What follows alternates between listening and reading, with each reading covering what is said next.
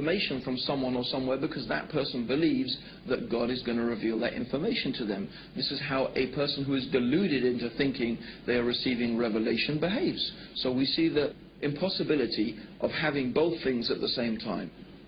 Of course, a simple way to reconcile these conflicting opinions is that the information in the Quran concerning theology and philosophy and history and science and so on and so forth is there because this knowledge has come from God.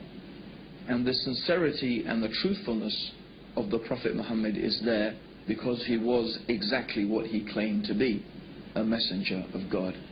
And in fact, this is the sincere and honest way to reconcile these two things, to come to the rational conclusion that the Prophet Muhammad must be what he claimed to be, a messenger of God.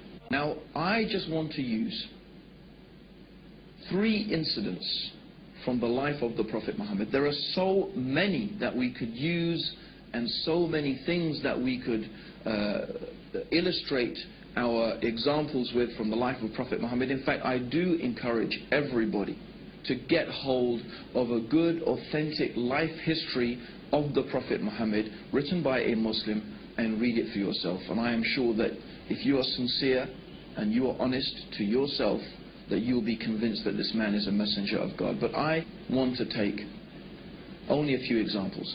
The first example I want to take is in the early days of Islam, when the Prophet Muhammad had begun preaching his message, and the pagan Arabs, the leaders of pagan Arabian society, began to realize that the message of Islam was not going to go away. In fact, more and more people were becoming Muslim.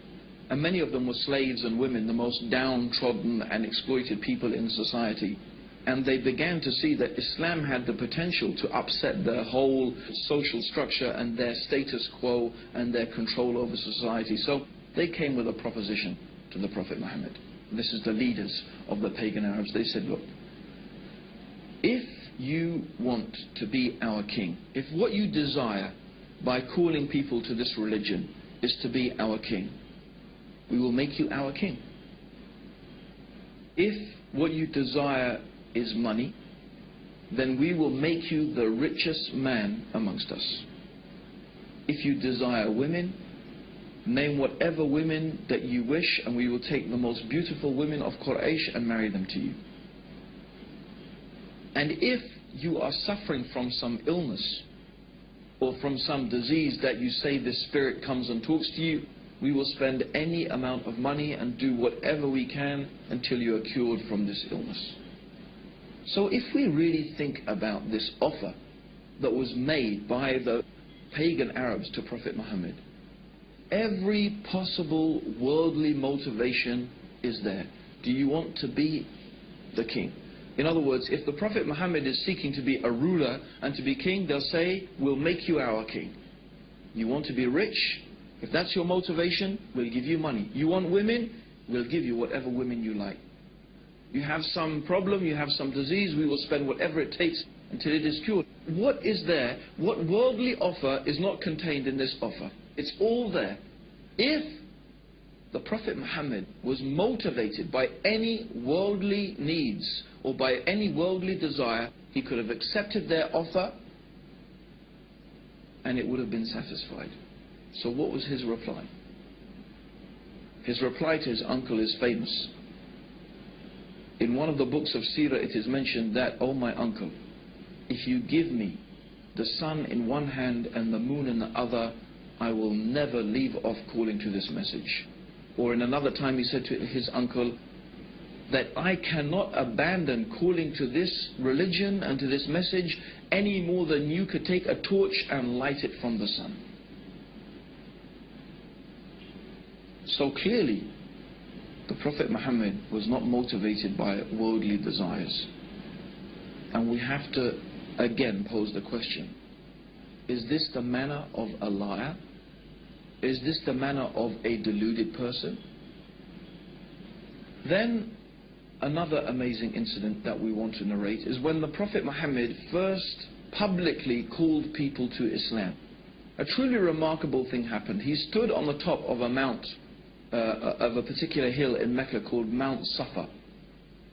And traditionally, this was a place where if Mecca was being attacked, someone would go and stand on the top of this hill and shout a warning to the people that the city was being attacked. So the Prophet Muhammad went to the top of this mountain and started shouting and calling the people. So the people came, and all of the tribes, everybody came, and if the leader of the tribe did not come, they sent a representative. And so when the people were gathered in front of him, the Prophet Muhammad started calling the various tribes of Mecca by name. Oh, tribe of such and such, oh, tribe of this and that, calling the different tribes. And then he said, I have come to warn you of a terrible punishment from your Lord. I have come to warn you of a terrible punishment from your Lord. When one of the uncles of Prophet Muhammad heard this, his name was Abu Lahab, he started insulting the Prophet. He started cursing the Prophet Muhammad. May your face be rubbed in the dust. Is this what you wasted our time for, Muhammad? For this? You wasted our time for this? We could have been earning money in the marketplace and you wasted our time for this? And this is when some verses of the Quran were revealed. These verses of the Quran are very well there. It's one of the short chapters at the end of the Quran. Tabat yada abi lahabin wa tab. But very briefly, that's not the whole chapter, but what the meaning of this chapter is that this small verse of the Quran is saying that you, Abu Lahab, and your wife, you are going to be in the hellfire because of your persistent disbelief. Now, Abu Lahab was a character that whatever the Prophet Muhammad said, this man would contradict it. In fact, when the Prophet Muhammad used to go and try and teach the people and talk to them about Islam, Abu Lahab would follow behind him, and then he would warn the people and say, this man is a liar, this man is trying to misguide you, don't listen to him, will you abandon the religion of your ancestors, and so on and so forth. So every time the Prophet was trying to call the people to the beauty of the worship of the one God, to this true religion, this man would contradict him. When all this man, Abu Lahab, ever needed to do to almost demolish Islam was to testify that there is only one God, Allah, and that Muhammad was the messenger. And then he could say, well, I am a Muslim now, but what are you going to do with this verse of Quran that says that I'm going to be in the hellfire and that I will die a disbeliever? But for 10 years, these verses of the Quran and this Abu Lahab existed side by side. But he could never take this testimony of faith. Would a liar behave like that? Would someone who is inventing something begin with such a dangerous challenge? People who are lying and people who are deceivers, they're usually very careful and manipulative in the way in which they deal with things. But these verses of the Quran show the complete honesty and the complete sincerity and the forthrightness of this message of Islam.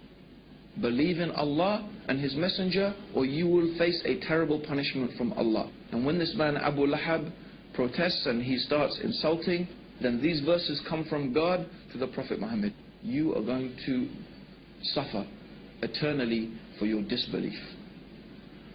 This is not a very, if you were a conniving person, lying and deceiving, I don't think this is the way that you would think of starting your message, because then the man would say, but actually I was really thinking about becoming Muslim and I wanted to embrace Islam. And you would look really a fool. So we see that, and this is what we mean, is that when you're looking at the life and the teachings of the Prophet Muhammad, you do not find the characteristics of a deceiver and of a liar. Yet when we go and we examine the Quran, we find all this knowledge, all this information, that even some of these things scientists have only begun to discover today. It's truly remarkable. Now there's one final incident I want to mention that is really, again, a very strong and very clear illustration that the Prophet Muhammad must have been a messenger from God. And this is some later time in Medina. The Prophet Muhammad had a son. The son, his name was Ibrahim, and the Prophet Muhammad, of course, may God's peace and blessings be upon him, you know, he longed for a son, and he had this beautiful son. His name was Ibrahim. But when Ibrahim was 6 months old, just 6 months old, this baby died actually in the arms of the Prophet Muhammad. Now, on the very same day which the son, the child of the Prophet Muhammad had died, there was an eclipse of the sun. So imagine that. The Prophet Muhammad's son dies, and the very same day there is an eclipse of the sun. And I'm sure there's many people, even right now, who would say, that's it for me. If there was an eclipse of the sun on the same day that his son died, he must be a prophet of God. You would think of it that it's a type of proof. And in fact, in those days, when people were very superstitious, they started running out of the buildings. They had heard that the Prophet Muhammad's son had died, and now they were seeing an eclipse of the sun, and they started coming out of their houses saying, look, even the sun darkens for the death of the child of Prophet Muhammad. So this is what the people were saying. Now imagine, if you had been spending so many years lying to people, trying to fool them about this thing, you would say, you see, I told you, the thing I've been telling you all along, you see, this is a proof from God. And if you are deluded, you would be thinking, yes, this is a sign from God to show that I'm a messenger. But what did Prophet Muhammad do? He called the people and he said to them, and when he called them, he assembled them in front of them, he said, this is just the sun and the moon. And they are from the natural ayat of God, the natural processes that God has made. And the sun and moon does not eclipse or rise or set for the death or the birth of any man. So when you see this, pray to your Lord. Is this the words of a deluded person? Are these the words of a liar? No. These are the words of a man who was exactly and truly what he claimed to be, the last and final messenger of God, who has brought the guidance for the peace and the benefits of all humanity until the day of judgment. And this is what we invite you to, based upon your reason and your understanding, that you can think and examine and look, read the Quran, study the life of the Prophet Muhammad, be sincere and be honest, and we feel sure that you will be convinced that there is indeed nothing worthy of worship except the one God, the Creator, Allah, and that Muhammad, may Allah's peace and blessings be upon him, is the last and final messenger from Allah. May God's peace and blessings be upon you all, and may God guide all of us closer to the truth. Assalamu alaikum wa rahmatullahi wa barakatuh.